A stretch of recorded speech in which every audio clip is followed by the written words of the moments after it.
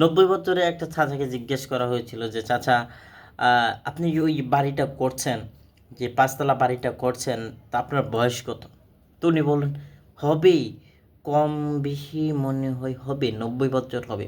তো 90 বছর যে আপনার হলো, আপনি যে পাঁচতলা বিল্ডিংটা বানাচ্ছেন রড সিমেন্ট শক্তিশালীভাবে, এত দামি মোজাইক টাইলস ব্যবহার করে, তো আপনি কি এই বাড়িতে থাকতে পারবেন? তো ওই চাচা অনেক চিন্তা করে এই কথাটা বলেছিল যে আমি হয়তো থাকতে পারবো না, এমনকি যে এই বাড়িটা কমপ্লিট হতে হতে কি আমি মরে যাই কিনা এটার কোনো শিওর নেই, আমি থাকতে পারবো কিনা এটা শিওরিটি নেই, কিন্তু আমার ছেলেপেলেরাই এই বাড়িতে থাকবে। আমি চাই যে আমার ছেলেপেলেরা এই বাড়িতে একটু সুখী শান্তিতে আমি মৃত্যুর পরে যেন তারা থাকতে পারে।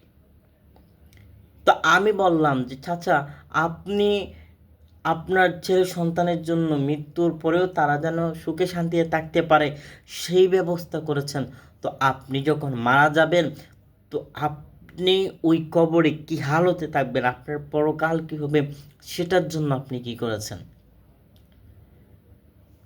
তো ওই চাচার উত্তরটা ছিল এমন, তিনি বললেন, আমার ছেলে সন্তানের সুখ মানে আমার সুখ, কিন্তু ওনার ইহকাল নিয়ে অনেক টেনশন, কিন্তু পরকাল নিয়ে ওনার কোনো আফসোস কিংবা টেনশন নেই। এটা হচ্ছে বাস্তবতা। এই কথাটাই, এই বয়েসটাই এখন অধিকাংশ মানুষের মাথায় বিদ্যমান আছে।